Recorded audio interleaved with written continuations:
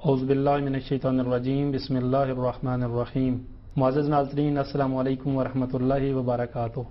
Programme راہ کمال میں ہم آپ کو خوش آمدید کہتے ہیں۔ خدائے بزرگ و برتر ارشاد فرما رہا ہے کہ کمال اور درجات ان لوگوں کے خدا بلند کرتا ہے جو صاحب علم ہوں، اور علم معرفت ہے۔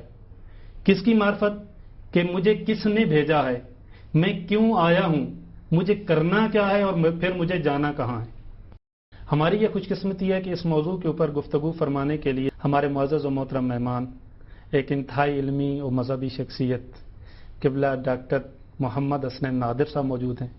ہم دل کی گہرائیوں سے قبلہ کو خوش آمدید کہتے ہیں۔ قبلہ، کمال کیسے حاصل کیا جا سکتا ہے، توحید کا معنی کیا ہے، اور پھر اس موضوع پر بحث کی اہمیت کیا ہے؟ اعوذ باللہ من الشیطان الرجیم، بسم اللہ الرحمن الرحیم، الحمد للہ رب العالمین، والصلاة والسلام علی سید الانبیاء والمرسلین وعلی اہل بیتہ الطیبین الطاہرین۔ توحید کا معنی یکتا پرستی، ایک خدا کی عبادت، ایک خدا پر ایمان رکھنا اور ایک خدا کو ماننا ہوتا ہے۔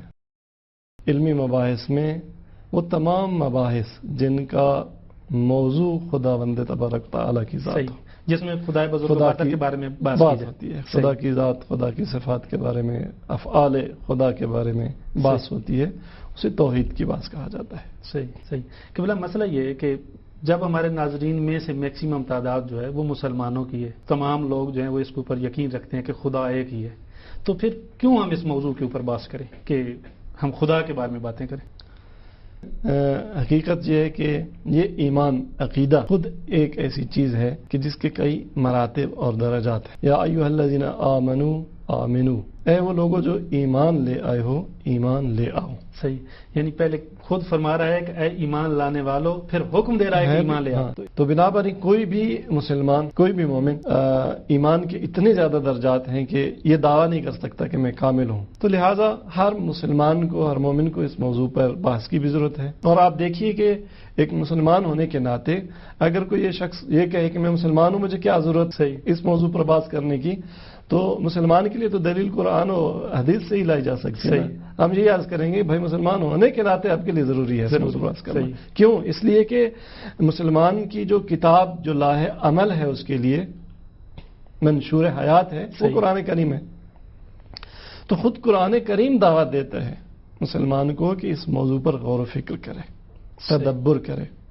150 کے لگ بھگ آیات ہیں جن میں مستقیم طور پر مسلمانوں کو خدا کے بارے میں غور و فکر کی دعوت دی گئی ہے، خدا کا تعارف کروایا گیا ہے۔ 150 آیات میں، کم از کم 150 آیات۔ ویسے تو میں عرض کر رہا ہوں پورا قرآن کریم معرفت خدا کے حصول کا ذریعہ ہے، لیکن مستقیم طور پر اس موضوع کی طرف بلایا گیا ہے جن آیات میں۔ آپ دیکھیے، ملاحظہ فرمائیے کہ کم از کم 3-4 آیات ایسی ہیں جن میں خداوند تبارک و تعالی نے ربکم الذی کی اصطلاح کے ذریعے سے اپنا تعارف کروایا ہے۔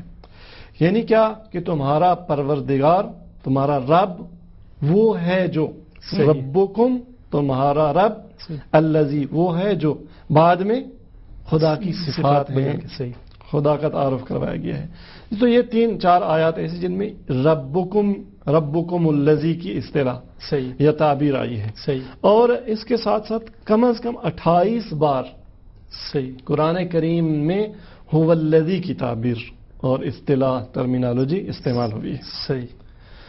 هو الذی کا معنی ہوتا ہے وہ ہے۔ آپ فرض کریں کہ ایک شخص کو نہیں پہچانتے، میں آپ کو اس کا تعارف کروانا چاہتا ہوں، تو میں مثال کے طور پر کہتا ہوں کہ هو الذی جاء عندنا امس، کہ وہ شخص ہے جو کل ہمارے پاس فلاں وقت پہ آیا تھا۔ تو یہ ایک تعارف کا ذریعہ، ایک تعارف کی روش ہے هو الذی کے ذریعے۔ تو کم از کم 28 آیات مبارکہ میں هو الذی کہنے کے بعد خدا نے اپنا تعارف کروایا۔ اور لگ بھگ 33 آیات میں اللہ الذی کے ذریعے سے خدا نے اپنا تعارف کروایا۔ یعنی کہ اللہ وہ ہے جو، اللہ کی کیا صفات ہیں، اللہ کی کیا پہچان ہے۔ تو قرآن نے کم از کم 33 آیات میں اللہ الذی کے ذریعے سے اپنا تعارف کروایا۔ اور پھر لگ بھگ 85 آیات ایسی ہیں کہ جن میں خدا نے اپنی نشانیوں کی بات کی ہے، وَمِنْ آیَاتِهِ کی اصطلاح کے ساتھ. تو یہاں پر البتہ ایک نقطہ یہی ہو سکتا ہے کہ خداوند تبارک و تعالی کی مکمل معرفت کا حصول انسان کے لیے ممکن ہی نہیں. ہماری مصنوعات ہیں، جو چیزیں ہم بناتے ہیں، صحیح، مثال کے طور پر ہم یہی کیمرہ جس کے ذریعے سے ابھی یہ تصویر برداری ہو رہی ہے، صحیح، تو اسی کو دیکھ لیں، انسان نے بنایا. اس کو جتنا بھی آپ حساس کر دیں، صحیح، وہ کبھی بنانے والے کی حقیقت کو نہیں درک کر سکتا. وہ مخلوق ہے، یہ خالق ہے. صحیح، جب تک خالق کے درجے میں نہ پہنچ جائے اس وقت تک خالق کو نہیں پہچان سکتا. صحیح. تو خدا کی جو مکمل معرفت ہے، کیونکہ معرفت میں کیا ہوتا ہے، علم میں کیا ہوتا ہے، آپ کو جس چیز کا علم ہے ایک طرح سے آپ کا اس پر احاطہ ہوتا ہے. صحیح بات. کامل علم اسی وقت ہوگا آپ کو ایک چیز کا جب آپ اس چیز کو پوری طرح سے احاطے میں لے لیں، اپنے علم کے احاطے میں، علم کی شعاع کے احاطے میں آ جائے. اس وقت آپ کہیں گے جب مکمل طور پر آپ کے نظر میں ہوگا کہ میں اس کو جانتا ہوں، میں اس کو مکمل، مجھے اس کی معرفت حاصل ہے. تو خداوند تبارک و تعالی کی مکمل معرفت وہ معصوم کے لیے بھی ناممکن. لہذا معصومین بھی فرماتے ہیں ما عرفنا کا حق کا معرفتک، کہ اے بار الہ ہم نے آپ کو نہیں پہچانا جو معرفت کا حق تھا. معصوم بھی مخلوق ہے.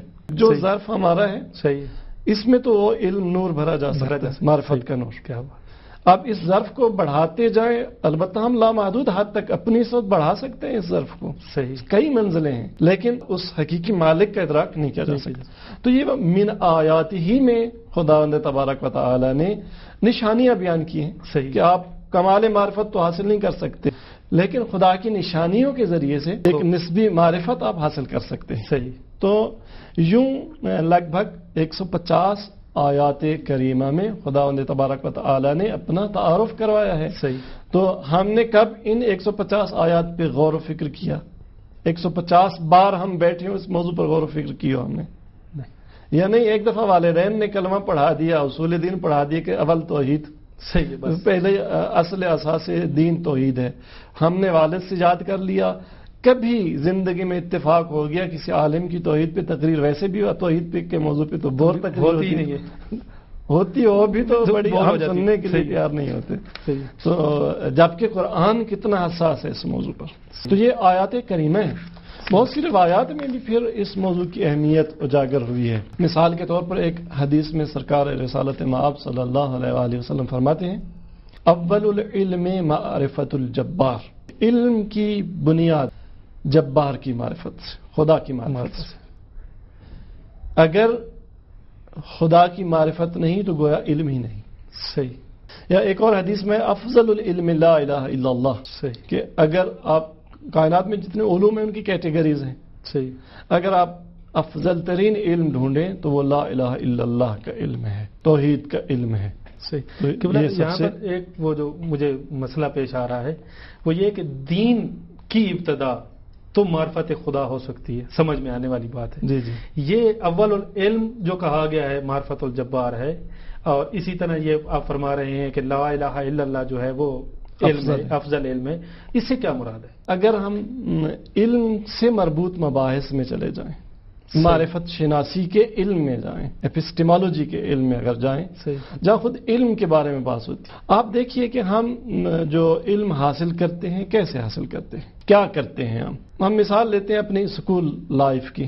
صحیح. کہ پہلی کلاس سے لے کر جہاں تک چلے جائیں، جتنی ڈگریز ہیں ہم حاصل کرتے ہیں، علم ہم حاصل کرتے ہیں. کیسے یہ علم حاصل ہوتا ہے؟ ہم جاتے ہیں کلاس روم میں، استاد کیا کرتا ہے؟ یا بولتا ہے، صحیح، یا لکھتا ہے بلیک بورڈ پہ، وائٹ بورڈ پہ، یا تعلیم کے جو اب جدید اور قدیم ذرائع ہیں. صحیح.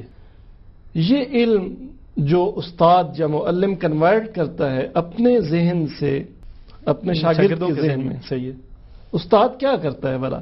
کیسے منتقل ہو گیا؟ میں تو بول رہا ہوں، میری تو زبان ہل رہی ہے، اور زیادہ سے زیادہ ہوا میں موجود فضا میں ایک ارتعاش پیدا ہو رہا ہے. یہ ارتعاش زیادہ سے زیادہ کیا کرتا ہے؟ جا کے آپ کے کان کے پردے کو ہلا جلا دیتا ہے. ٹھیک ہے. یا میں لکھتا ہوں وائٹ بورڈ پہ، بلیک بورڈ پہ، ایک تصویر ہے جو آپ کی آنکھ کے عدسے پہ منعکس ہوتی ہے، اور اس کا کچھ رد عمل.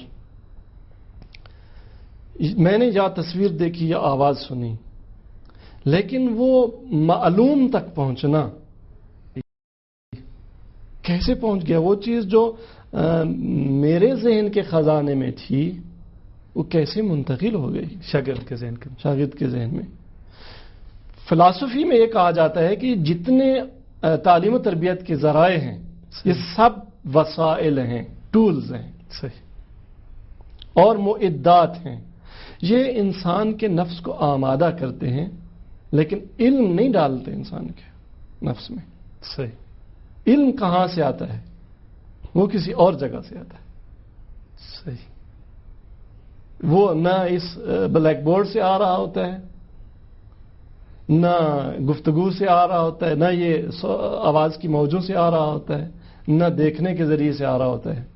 آپ ذرا اس تناظر میں دیکھیے اس حدیث کو کہ العلم نور یقذفہ اللہ فی قلب من یشاء. علم ایک نور ہے، صحیح، خدا جس شخص کے قلب میں چاہتا ہے اس کو ڈال دیتا ہے. بس علم کسی اور جگہ سے ڈلتا ہے. صحیح. ہم علم حاصل نہیں کرتے، یہ اسباب فراہم کرتے ہیں. یہ اسباب فراہم کرتے ہیں. اور یہ اسباب پھر کس نے رکھے؟ آپ تھوڑا اسباب کی دنیا میں آ جائیں، ہم انشاءاللہ بعد میں مزید بات کریں گے اس بات پر.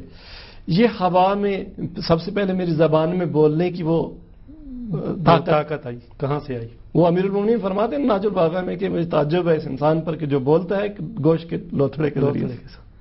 آپ ویسے گوشت کا لوتھڑا لیں، ہاتھ میں اس کو گھماتے رہیں زبان کی طرح، نہ وہ ارتعاش پیدا کر سکے گا، نہ آواز، نہ ٹون، کچھ بھی نہیں. نہ یہ پچ ہوگی، نہ یہ ساؤنڈ کا جو پورا سسٹم، کچھ بھی نہیں ہوگا. یا اگر آپ مصنوعی آواز کریٹ کرنا بھی چاہیں کسی آلے کے ذریعے سے، کتنی چیزوں کی آپ کو ضرورت ہے. یہ کہاں سے آ گئی؟ یہ علم کے وسائل کہاں سے آئے؟ اگر ہم مان بھی لیں کہ ان کے ذریعے سے علم حاصل ہوتا ہے. اور دوسری بات یہ کہ فلسفہ علم میں یہ بات ثابت شدہ ہے کہ ان وسائل کے ذریعے سے علم حاصل نہیں ہوتا، زیادہ سے زیادہ نفس آمادہ ہو جاتا ہے کچھ گین کرنے کے لیے. صحیح. وہ ڈلتا کہاں سے ہے؟ العلم نور یقذفہ اللہ فی قلب من یشاء. علم ایک نور ہے جو خدا ڈال دیتا ہے جس کے دل میں چاہتا ہے. اب البتہ خدا نے ایک علم کا حصہ پوری انسانیت کے لیے رکھا ہے، ہر انسان کے لیے، خواہ کافر ہو خواہ منافق ہو، جیسا بھی ہو. اس کی مخلوق ہے، اس نے ایک حد تک تو دینا ہے. تو اس کی رحمانیت کا تقاضا ہے، اس کی خالقیت کا، اس کی رحمانیت کا، اس کی باقی صفات جلیلہ کا، جمال و کمال کا یہ تقاضا ہے کہ وہ ہر شخص کو ایک حد تک علم عطا کرے. اب اس پر ہے کہ یہ پہچانے کہ کس نے دیا. اب نہیں پہچانتا تو یہ ناشکر ہے. صحیح. بنابر یہ جو حدیث ہے کہ اول العلم معرفت الجبار. اب اگر ہم فلسفہ علم میں چلے جائیں، صحیح، تو جو شخص بھی اس وادی میں جائے گا اسے پتہ چل جائے گا کہ یہ علم اگر خدا نہ ہو تو علم نہیں ہو سکتا. بس اتنی سی بات. صحیح بات. تو لہٰذا پیغمبر اکرم نے اسی ظریف نقطے کی طرف اشارہ فرمایا اپنی حدیث میں کہ اول العلم معرفت الجبار. صحیح.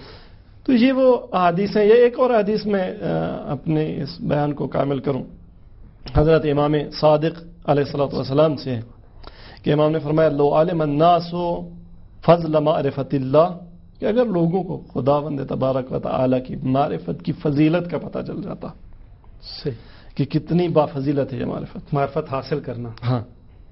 ما مدوا اعینہم الی ما متع به اعداؤہم، تو ان کے دشمنوں کو جتنا مال و متاع اور دنیا کا خزانے اور جو کچھ مل گیا ہے تو وہ اس کی طرف آنکھ اٹھا کے بھی نہ دیکھتے، غنی ہو جاتے.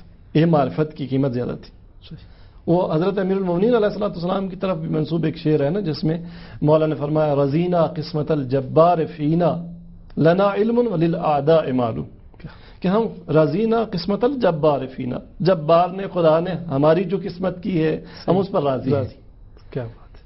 وہ قسمت ہے کیا کہ ہمیں علم عطا کیا، ہمارے دشمنوں کو مال و متاع اور یہ چیزیں عطا کی. تو یہ اصلا توازن کیا ہی نہیں جا سکتا علم اور مال کا. علم ایک ایسی کمال کی چیز ہے، اور وہ بھی بالخصوص معرفت خدا، علم توحید، تو ایک ایسی چیز ہے کہ جس کی کوئی قدر و قیمت ہو ہی نہیں سکتی. واضح ہے ایک مسلمان کے لیے کہ مسلمان ہوتے ہوئے بھی اس کے ذہن میں یہ شبہ نہیں آنا چاہیے میں تو مسلمان ہوں، کلمہ پڑھتا ہوں، یہ کیا توحید کی بات لے کے بیٹھ گئے فلاں صاحب. یہ اس کے معرفت کے جو اس کے مدارج ہیں اس کو طے کرنے کے لیے، اس کے مراتب کو طے کرنے کے لیے یہ ضروری ہے.